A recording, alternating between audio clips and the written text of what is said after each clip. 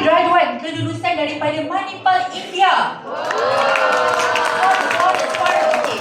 Telah berkhidmat sebagai seorang doktor selama 28 tahun. Berkhidmat di hospital kerajaan selama 11 tahun sebelum membuka klinik sendiri di Seremban 2. Special interest beliau ialah rawatan secara holistik, iaitu menggabungkan rawatan mainstream dengan rawatan dalaman, iaitu hormon dan nutrition balance. Okay. Visi beliau ialah untuk menyebarkan kesedaran bahawa lifestyle atau cara hidup yang betul mampu mengubah kesihatan ramai. Wah, sangat hebat. Tanpa melengahkan masa, boleh tak kita jemput dengan suara? Kita jemput Dr. Roslan.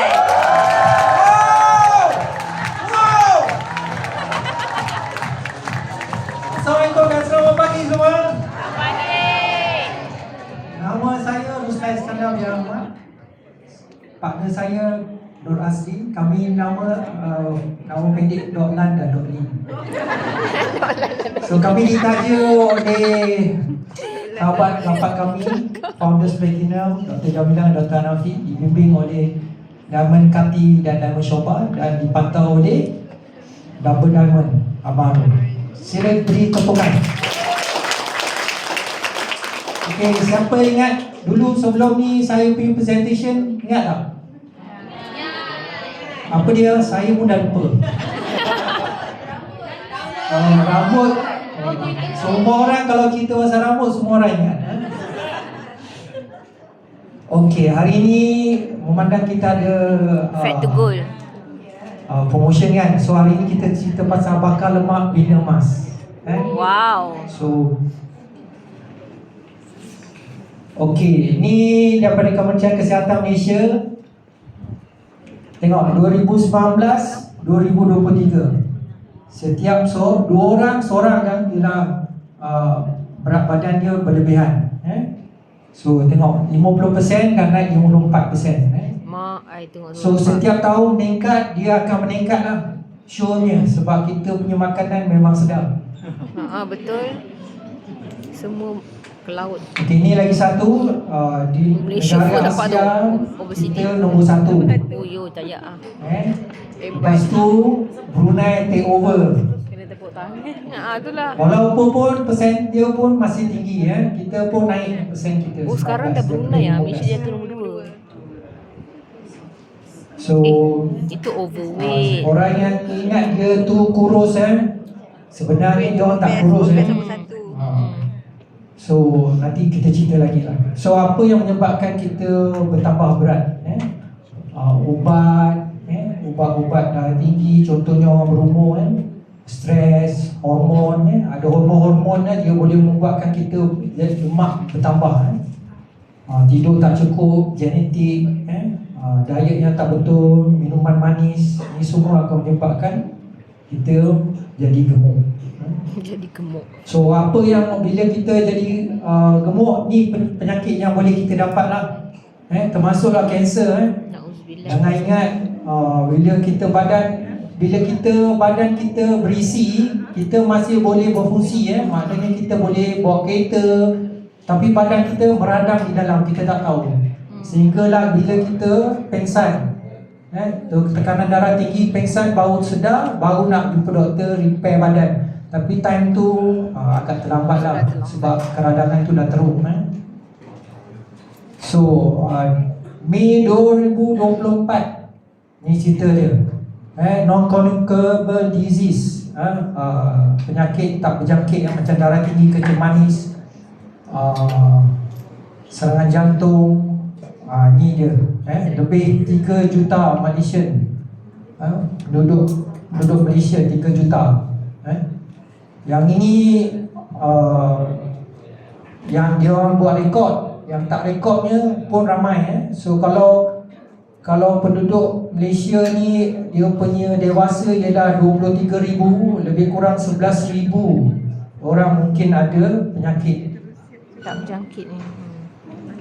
So ada 2 jenis. Satu ialah 50% berat badan daripada Julat ni dia buat research. 50% berat badan berlebihan, obes dan lebih setengah juta ada penyakit 4 NCD. 4 NCD macam dok cakap kan, darah tinggi, kencing manis, serangan jantung. So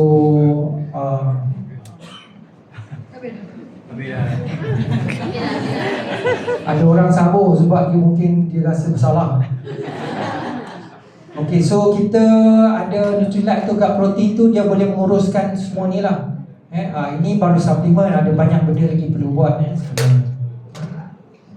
Okey. So kerana dirimu itu berharga, sekarang dirimu tu tak nak kerana lemahmu itu berharga. So lemah ni jadi emas. Cool.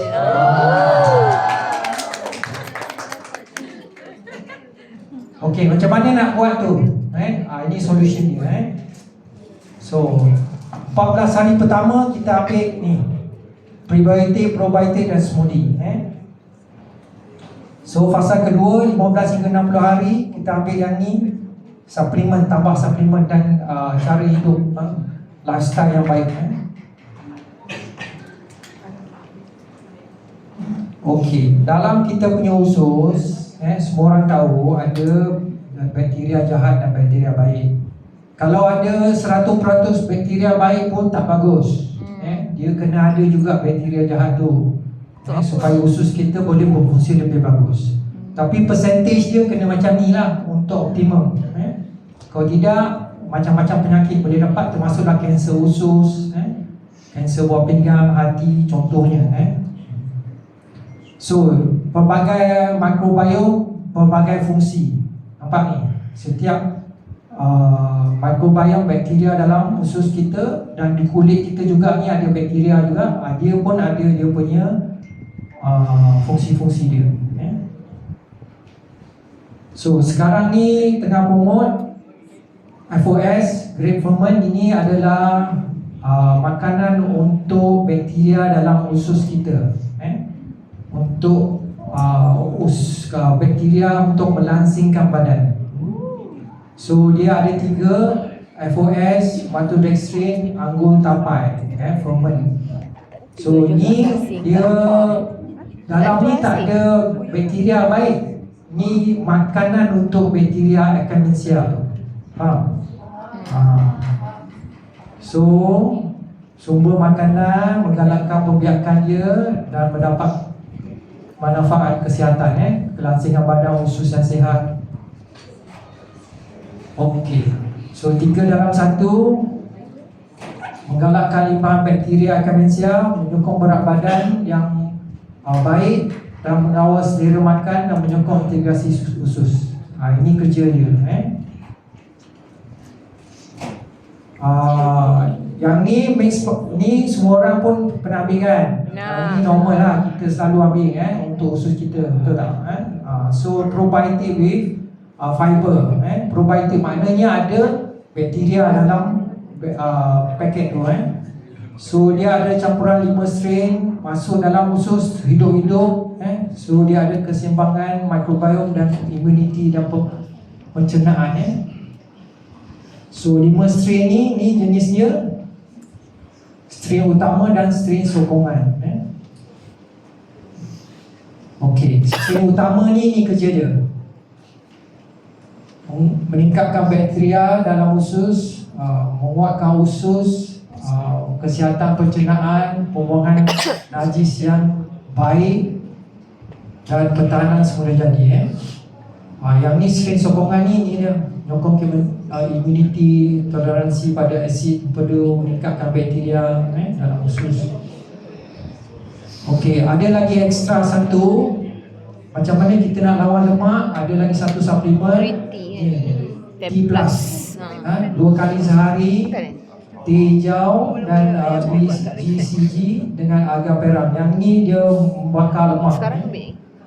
So bila orang tu ambil yang ni, berat badan dia akan menurun. Tengok, 14 kg, banyak tak? So very powerful. So untuk saiz pinggang, tengok wanita, saiz pinggang dia turun 8.3, untuk lelaki 11.4. Sebab lelaki selalu boroi kan. So tengok, dengan ambil dia T+ ni, dia punya penurunan dia lebih banyak lagi ya. So inilah dia ekstrak teh hijau. Ini kelebihan dia lah Okey, cadangan rutin harian untuk capai goal. Okey, ini disyorkan oleh Nutrilite pagi, tengah hari, malam. Okey, untuk saya, kalau saya recommend sebelum matahari terbenam jangan makan.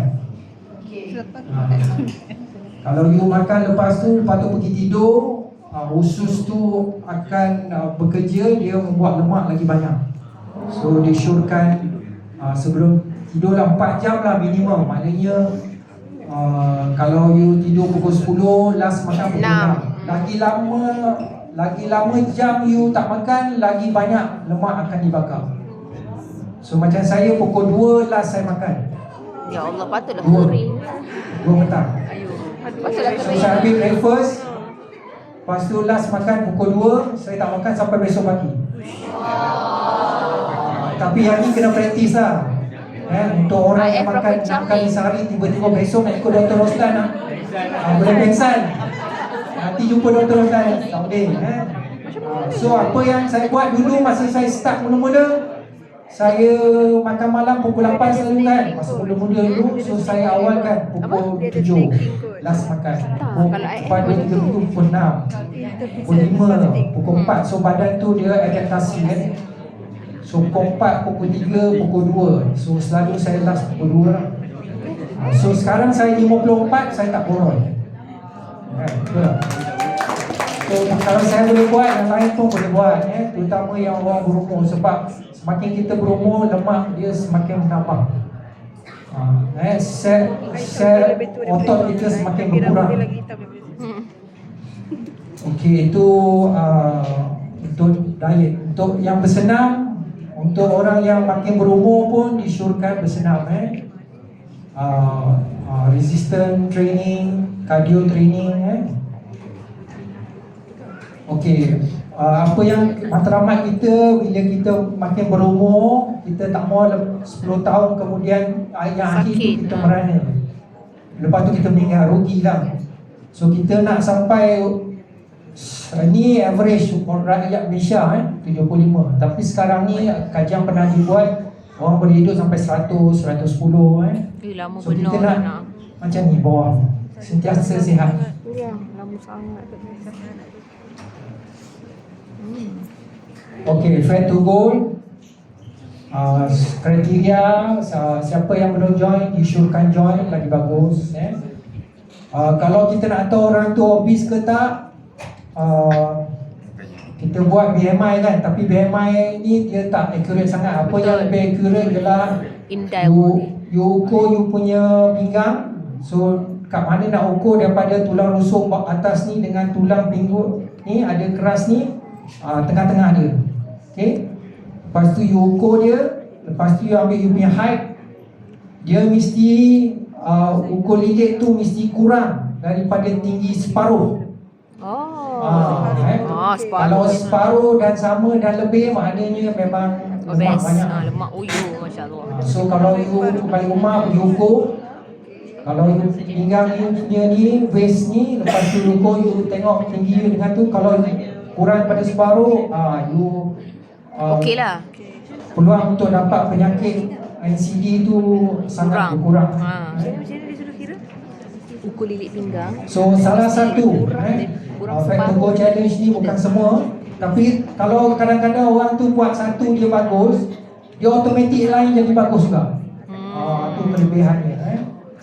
Tapi Contoh bagi 100. peluang lah, salah Itu satu. mesti kurang dari 50. Macam tu. Okey. So untuk join challenge tu, kita perlu beli ni lah, starter kit ni. Untuk bulan ni, bulan 10 dia tambah lagi satu ni, FOS ni. So dia bagus untuk kesenangan badan. So untuk lebih tahu untuk lebih tahu berkenaan badan untuk diri kita sendiri, joinlah Nutrilite Day ni. Ada kita doktor-doktor ni boleh beritahu lah personally macam mana you nak uruskan badan you. Sebab kalau you tak uruskan badan you, banyak penyakit akan datang termasuk kanser, rugilah. Sebab kita buat bisnes ni untuk kita hidup lebih lama dan sihat, betul tak? Okay, ada apa-apa soalan? Tu ada soalan ke belakang.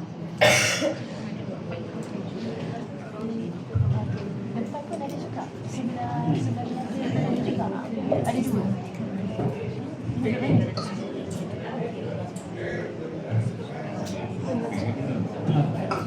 Assalamualaikum warahmatullahi wabarakatuh.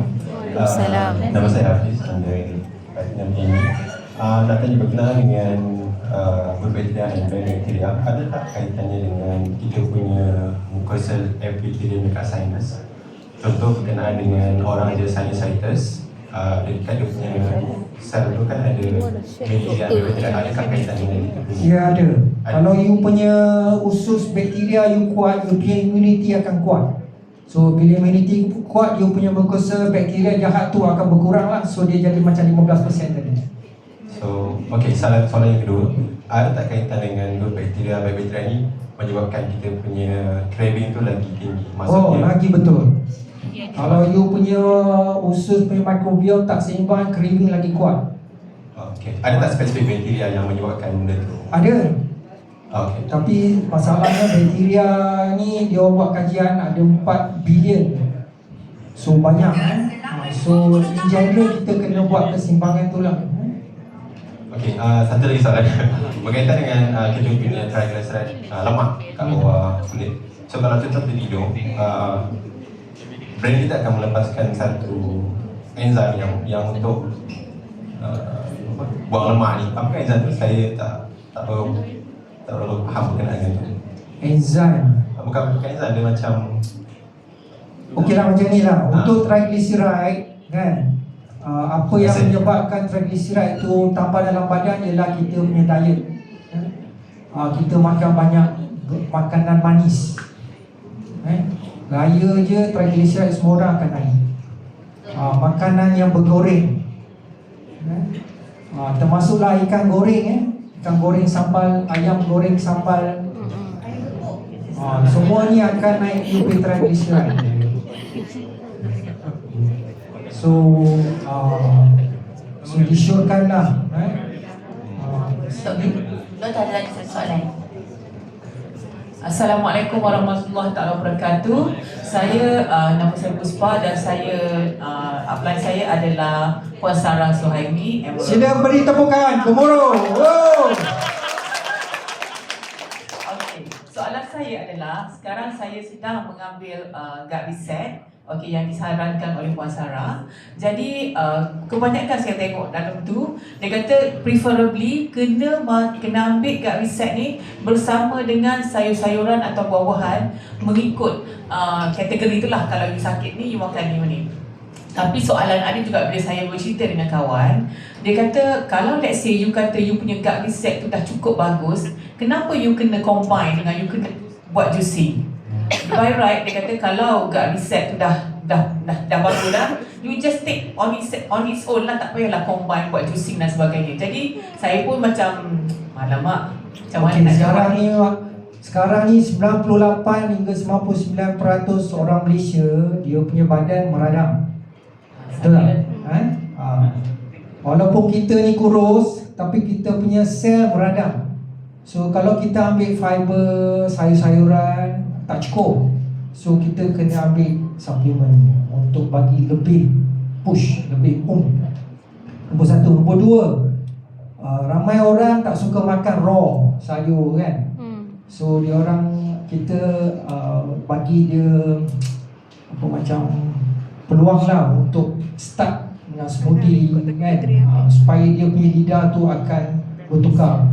Kalau nak tahu 2 minggu kalau you berhenti sugar, lama-lama sayur, buah you makan semua macam tomato dia jadi manis. Sebab kita punya lidah dah bertukar. Dah biasa dengan kalau you keep on makan benda manis, so buah ni semua akan rasa tawar. So you makan lagi banyak buah, lagi manis, so lagi tak bagus. So kalau you tunggu, you tukar tu, you tahan je 2 minggu, dia akan nampak perubahan. You makan semua macam carrot lobak, you makan tak rasa manis, tapi saya makan rasa manis. Okay, ada lagi soalan? Okey, terima kasih. Betul lagi doktor? Doktor, kan selalu macam orang kata orang kurus ni kita dah rasa sihat dan kebanyakannya yang kurus ni ada masalah kolesterol tinggi. Tapi ada juga beberapa doktor yang cakap kolesterol tu kita jangan risau sangat. Macam mana daripada segi reading ke apa semua, macam mana kita nak manage the kolesterol tanpa terlalu risau sebab daripada kriteria yang lain tu semua dia okey je, kolesterol sahaja. Dr. Fadli, tolong. Mari Dr. Fadli. Sebab Dr. Fadli dia dah pegang. Okay, Assalamualaikum warahmatullahi wabarakatuh. Saya Dr. Fadli. Okay, first kali saya nak cuba jawab soalan yang pertama tadi lah. Yang dia kata, kalau betul gut reset ni dah power, kenapa kita nak buat juicing? So sebenarnya kita kena faham, gut reset ni is a process. It's not kita kata kalau kita ambil kita punya microbiome, probiotik kita tu macam satu ubat yang kita makan terus sihat khusus kita, tak.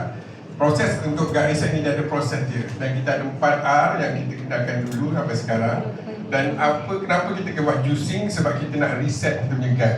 Kita nak keluarkan mikroorganism yang tak berapa baik tu dan kita gantikan dengan yang organism yang baik. Jadi kita pakai juicing. That's why juicing pun kita buat untuk 14 hari pertama saja. Kita tak buat untuk seterusnya. Tapi kalau sesiapa yang boleh nak teruskan, boleh, tak ada masalah. Cuma 14 hari pertama tu je yang kita kena betul-betul fokus pada kita punya gut reset tu. Okay? Pada juicing, pada smoothie tu. Jadi untuk jawab soalan tadi, dia kata kalau dah kira kenapa kena buat juicing tu, jawapan dia simple je. Sebab kita ni ada proses, jadi kita nak sihatkan usus kita, kita kena gunakan smoothies tadi. Untuk kita cuci usus tu, gantikan dengan organism yang baik. Okey? Itu yang pertama. Yang kedua tadi, Emerald Gaston tanya, kalau orang kurus ni kenapa ada masalah kolesterol? Dan ada setengah doktor kata, kolesterol ni tak perlu penting. Betul, saya pun setuju. Sebab saya pun rasa kolesterol is not really a problem. Tapi ada satu kolesterol yang betul-betul membahayakan badan kita, iaitu triglyceride dan LDLC. Kalau perasan, kita sekarang tak panggil LDL, kita panggil LDLC. Sebab LDL ni ada 2 jenis, satu A, satu C, dan satu lagi ada kedua kitab saya B. Yang kita perlukan adalah A, sebab kita nak protect kita punya badan. Tapi yang C yang bahaya lah. Okay. Kalau katakanlah sekarang ni ada orang kata macam mana kita nak handle this problem, simple saja. Sebenarnya kolesterol, triglyceride apa semua ni adalah daripada pemakanan kita. Kalau kita makan lebih banyak gula, kita akan kolesterol lebih tinggi pada badan kita. Dan kolesterol ni sebenarnya 80% dibawa oleh hati. Jadi tak semua kolesterol jahat, ada setengah-setengah saja jahat, iaitu triglyceride dan sebagainya. Jadi insyaAllah kalau nak tahu lebih, hari Sabtu ni kita join Social Day, saya boleh cerita lagi banyak. Sebab saya rasa kalau kita banyak hari ni, yang pentingnya gut reset is a process. Kita nak sihatkan usus. Dan macam mana kita nak sihatkan, kita kena buat kita punya program. Tapi lepas tu maintenance dia, kita guna Gut Pro. Okay? So jumpa anda hari Sabtu ni untuk Nutrilite Day. Sama-sama sihat.